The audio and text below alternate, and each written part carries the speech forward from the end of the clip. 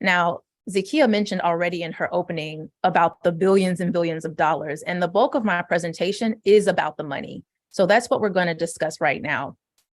Moving on to federal funding, I received questions about this particular issue.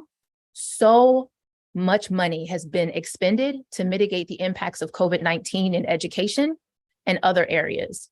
So I want to start with a brief overview of funding that has been provided for P through 12 education specifically. There has been funding for other areas of education, but because of those of you that are on our session today, I want to make sure that we attend to P through 12 education specifically. So we're going to talk about the CARES Act, we're going to talk about CRRSA, and we're going to talk about ARPA funds, which Zakia mentioned earlier in her opening presentation.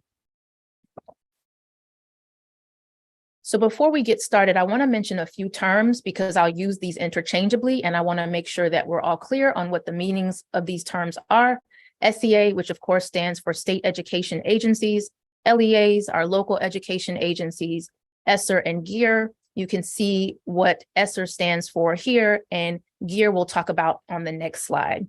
So if you take a look here at this particular slide, you'll get to see that there are three components of funding.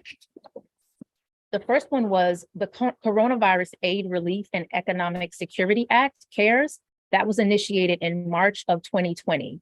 And so underneath that, we have ESSER funds, right? So we've got this elementary and secondary school emergency relief fund that's in every section of funding that we've received since COVID.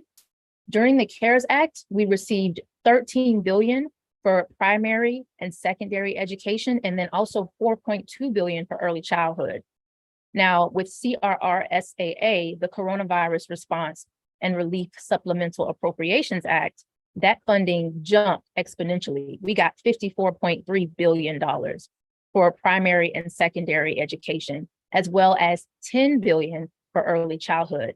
And with the American Rescue Plan, which took place on 3/21, we received almost $123 billion for primary and secondary education, as well as $25 billion for early childhood.